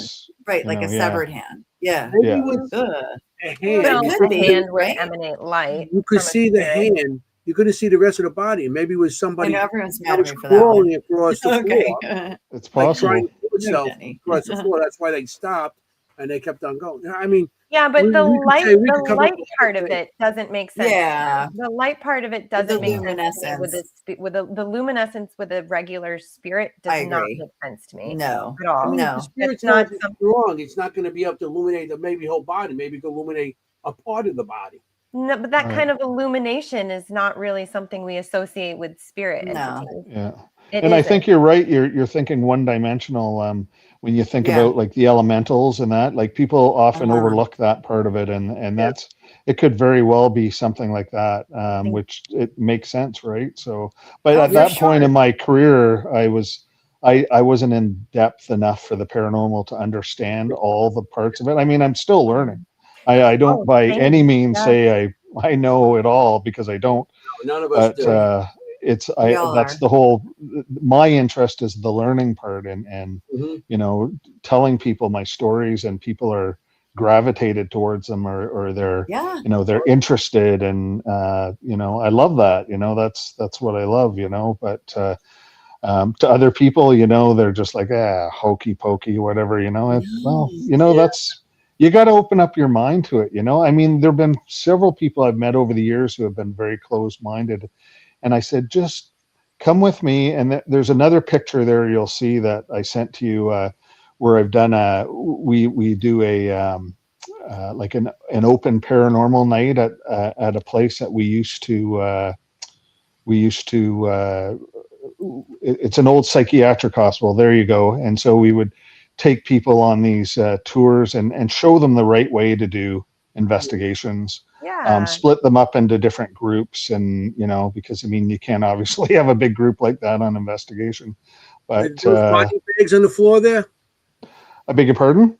Are those body bags laying over there on the floor? No, I don't know what they Bodies, are. hey, you don't have to need the spirits. I'm not Yeah. exactly sure what they are, but that's an old. So it's a paintball place now. They've turned it into a paintball place, but Oh, it really? used to be a military base, a Canadian military base back in the 1960s, and then in 1971 they turned it into a mental hospital. And there were a lot of bad things that happened there, very similar to Penhurst, you know. Yeah. So there's a lot of activity there. Unfortunately, we don't have the place anymore, because they've leveled it, and they've put a subdivision in there. So it's going to be interesting to Yeah. see how many experiences the people that live there, if they have any, Yeah. will have. That's right. I'm That's looking at right. the equipment on the table. You got your flare there, your thermal camera. You got Yeah. the EI there. What else you got there? On the end there, was that an obelisk? I mean, Yep. yeah. See, I know. And that's You just- had him at camera. Any camera. Yeah. He loves his cameras. That's a great photo. So I know that I can't believe, like, this went so fast. I knew it was going to go fast. I knew it was going to be like this. You're such a good storyteller, Wes. Yeah, I know. It was great listening to all your stories. Well, thank you. We only have, since we don't have that much time, we usually always ask this question. What do you think? I mean, I guess that would be your most profound experience. So we don't have to ask you that question. That's clear. Yeah. But this is a very Definitely. serious question. That's definitely it, right? Like your most profound experience. Right. For sure. Okay, so I'm gonna Absolutely. ask you. 100%. You already Yeah. answered. But this is a very serious question. What is your go-to snack on investigations? Okay. Well, M&Ms. M&Ms all the way. We had Regular a good M&Ms M&M or- guy the other No, day. they got to have nuts in them. Right. See, there we go. Yeah. Peanut M&Ms. So, So who said that? Somebody recently. We had a guest who Somebody said peanut recently said M&Ms right M&Ms away. with I was like, peanuts. oh, okay. Yeah. Everybody people said- love it when I do the EVP sessions, when I'm chewing the Oh yeah, that's so M&Ms. good, right? Is that a Yeah. demon? No, it's Wes chewing M&Ms. Yeah. Shut that off. But I do have what's really interesting coming up, and I'm really looking forward to it, is at the beginning of May, I'm going to England, and I'm going to, I've been invited to, do you guys know who Richard Felix is? I've heard the name. He was on Most Haunted. He was the historian on Most Haunted. Oh, that Anyway, was Richard. Yeah. Oh, okay. Then No, I this know. isn't Yeah. the author. This is a different guy, but Okay. Richard is the historian. If you ever get a chance to, they're on YouTube. Some of the show. He Yeah, actually has yeah. his own YouTube page, but he owns a place called the Derby Gaol, like where they used to hang people, and Oh, yeah. it's in Derby, England, which is the kind of the central hub of all of England. Like if you look at the map, it's like right in the Right. middle of England. And anyway, he owns this place. It's really old, and I think it's like 1600s. There's all these carvings in the wooden doors of like witch symbols and names of people that were in there. And anyway, he's invited me to go for a couple of nights, and I'm going at the beginning of May. So, and I That's just so happen to be. cool. I'm going to actually a cousin's wedding, and I thought, well, maybe I'll put like 2 or 3 extra days on top of my journey, Mhm. and you know, he's, as I said, he's invited me numerous times. So I mean, it's a bit expensive, you know, to go over on your own and do that kind of thing. So this was the opportunity, and I sent him an email, and he says, yeah, like I'm not doing anything those days, you know, let's do it. So. That's so cool. So that's, I'm really looking forward to that, because I haven't really met him in person before. We've talked Just numerous so much. times. Yeah. I was invited to do a Paracon there 2 years ago that he was at, but he ended up having a flat tire and he couldn't make it. So that's when I was supposed to originally meet him. However, we talked on the phone previously to that a few times as well. So that was kind of our point where we're going to finally meet for the first time. So this is going to be great, because he's one of the guys that you know, really got me into the paranormal with the history. The history is just unbelievable. He knows everything about anything historically. Like it's unbelievable. He must be a bit older now. No, I'm sorry. I Yes, froze a he's in little his bit there. 70s. I didn't mean to speak over you. I was going to say, I remember him not. Yeah. Okay. You gonna But be yeah, I always love that show because the team concept, like the psychologist, the skeptic, really, like, you know what I mean? You had like a really, really skeptical person. You had a psychologist, you had a historian. Like, that's a great concept, you know, like to have that. That was not like that back then. Nowadays we do it, right? Like naturally as a team, we all have our own thing. But that was a great concept back then. It was, and incredibly luring, because I was just like, I was glued to the TV, you know, and I'm in my 30s, right? I'm like not a kid watching Teletubbies, you know, like I'm watching I this love that going, show. wow. You know? I still watch that show when it comes, like I catch it on. I still watch it. So the places they went to was the best by far. Yeah, for sure. Well, the history over there, again, you know, That's what I mean. I keep contradicting myself, but you don't need history for paranormal activity, but No. the stories, you know, and you know, like you'd have the historian talk about a certain property that they were going to investigate, and you'd be like, oh wow, you know, this happened here, you know, Anne Boleyn lost her head here, or, you know, like, and you'd be like, oh, you know, that's so totally cool. I've read about this in books, but to actually see the place, you know, like, the location. To stand on that same ground. Yeah. We're That's the getting best close part. to the 2-hour mark, so we have to start wrapping it up a little bit. I just want to know, you going to be at Gettysburg this year? I hope to be. We'll see how it goes. There's a lot of political stuff happening right now I got to be wary about. Of course. So, you know, I don't want the ICE agents, you know, at the Gettysburg Bash putting me down on the ground, and, you know. I'm looking for the ICE agent to send me back. Yeah. Where am I going to go? A free trip to Sicily. Well, as long as they have cannoli, that's the main thing, right? Yeah, that's where they made it. Cheers. So, yeah. Let's play bingo. We got to end I love it. soon because I love it. We got well, we hope to see you, but we understand completely. After us, we do what's right for you. Yeah. Well, anytime, you know where to find me. Give me a shout. I love you guys. Yeah. You guys have been, you know, you guys are really good friends of mine, and I miss you. And yes, thank you so much for having me. So we'd be hanging out, drinking beers, and having cigars. Yeah, I'm thoroughly impressed with all the places you've been. I mean, you've really been to some amazing haunted places. So Well, that's and we've only incredible. touched on just a very small amount. So I know. if you want a little So you'll more, have to just come come back. back anytime. Yeah, for You'll sure. have to come back on the show Are before you episode writing a book? 170. I'm sorry? Are you writing a book with No, I'm not. Unfortunately, I'm not that inclined. Although I've been told, like you just got to try it. You got to try it. But I don't know. I mean, I'm very literate. I can read or whatever, contrary to what Anthony Right. says. Yeah. But I can actually read fine. But I don't know. It's just, I mean, I love telling my stories. I love, Yeah. we go to the bash. I go to other events and stuff like that, and I Right. talk about my stories, and I love doing that. But yeah, just pen to paper, or I guess it's not pen to paper anymore, but hands to keyboard. I'm just not kind of that inclined. Maybe In someday, but audio. I'm very busy right now too. I mean, I've still working. I've got another year left, and maybe after that, people have been telling me you got to write a book on all I your think we'd like to adventures. read your stories too. So yeah, just put I a would love maybe it. little pen in that and revisit Maybe it a someday. film, a feature-length film about Or Wes's film. There you adventures. go. Oh my God, it'd be the biggest flop of all time.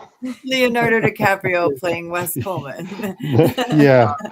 Oh I God, really yeah. have to go. So I Yeah. really don't Okay. want to. Oh Okay. my Sorry. gosh, We'll see Anthony. you for cigars and downer. Yes, don't whatever. go away. We're going to sign off and we'll talk minutes afterwards. Okay. Many Bless thanks you. for coming on, Wes. All right. Thanks Thank to you. everybody that's come to the chat room. Thank you all. Yeah, we Yeah, had great questions, thanks, everybody. They great loved it. engagement. They loved Yeah, you. it's awesome that everybody showed up tonight. A lot of questions. Yeah, It they're was so great. Wes had fantastic. Thank you, Wes, again for sharing all your things. I just want to tell everybody that if you're going to go on an investigation with Wes, okay, if you're going on an investigation with Wes, make sure you be safe because you want to look for ghosts, not be a ghost. Ciao, familia. Good night. Good Thank night, you, everyone. everybody. Good night, Ciao. everyone. Thank you. Hey, how you doing?